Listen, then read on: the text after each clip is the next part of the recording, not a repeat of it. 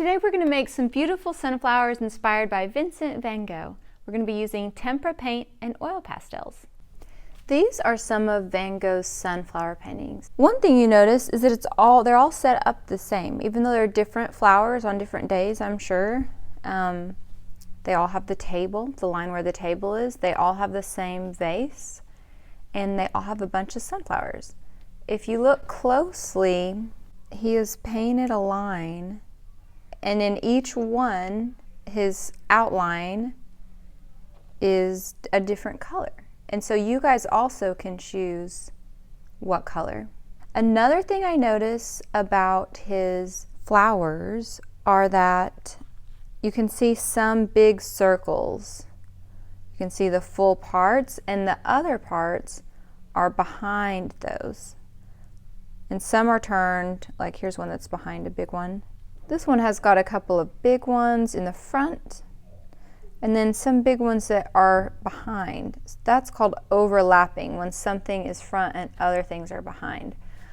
So we're going to start out with drawing our table line and our vase. Let's start with the vase in the middle, like kind of the bottom third of the paper. So you want to have more room up top and start at the bottom, and we're just going to draw the sides. We're not going to draw the top because we want the flowers to cover that part.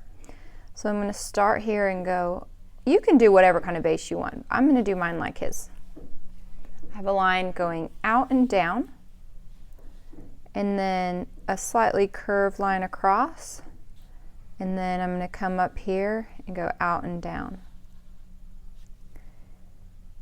And they don't even have to be the same height. Like I could make one higher so that I can leave room to put a flower overlapping there. And then I'm going to take my oil pastel with that same color and go across a line that hops behind the vase and keeps going. This is a very important time that you could sign your work. Now what's cool on his is he wrote his name on here, and he actually has two lines or two colors on his vase. So let's go ahead and do that. Let's make a line across the middle. See how it's kind of curved to show that shows that it's not just flat. And then let's do like Mr. Van Gogh, Vincent van Gogh, and write our name right here. Van Gogh was an Impressionist painter, and one thing about Impressionism is that they did not blend carefully their brush strokes. So see how you can see each brush stroke, how the colors aren't even quite all the way mixed, but they're kind of mixed in there as you go. When you step back, you can see more clearly what it is. When I'm ready to start painting, I'm going to take Mr. Brush and choose the color. I think I'm going to actually start with orange. And I'm going to make a few really big, wonky circles that don't overlap. I'm going to start with, let's try to fill up a good amount of space. 1, 2, maybe make a really big one up here. Maybe some hanging down, like some of these ones. And those could be even more oval shape. Okay, so once you have some big shapes in, then do some that overlap or are in front of or behind another. Do a couple that are behind another circle. Okay, I may have gone a little overboard, but that's okay. So now I'm going to wash Mr. Brush in my water bucket.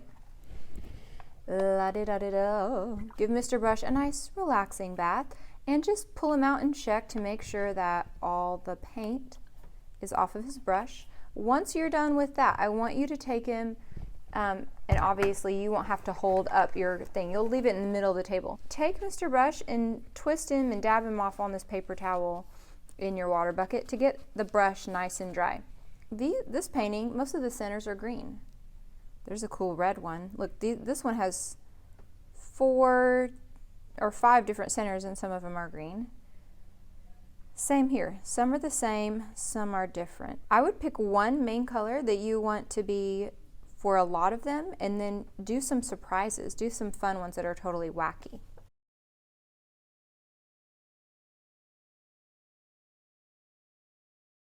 Now, if I want to mix a new color, I have to wash my brush, and dry them off.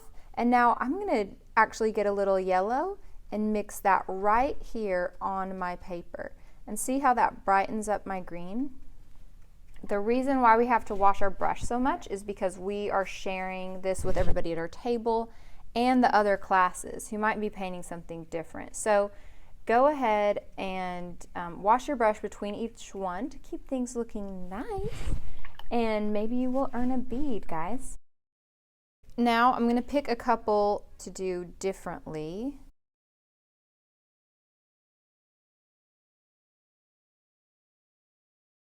And take every chance you get to mix a little bit, to make them look a little interesting and add a little bit more paint. Now when Van Gogh worked on these, he had to work really quickly because sunflowers wilt really quickly. So some of these have a bunch of petals, like the ones we traditionally know. Some of them either may have wilted or they're a slightly different kind of sunflower. But you can do some that have the detailed petals like this one, and some that are just kind of this big fluff ball. And so once you have the basis of your painting laid out, go ahead and start filling it out with your flowers. And we're going to wait and add the stems last.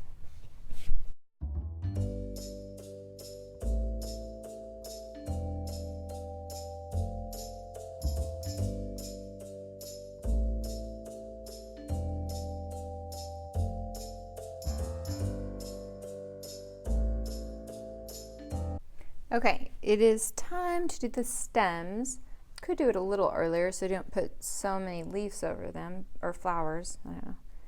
Basically, if you see a spot where a stem can fit in, have it go behind. I didn't leave a ton of spaces.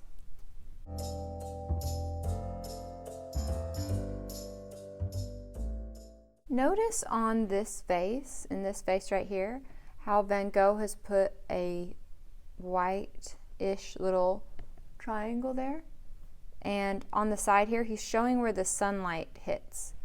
Right here, this part is more bright. That is going to show that this is round. So I've got this painted, but if I take my yellow, which is a lighter color than orange, but if I put some over there, I can make it look more 3D.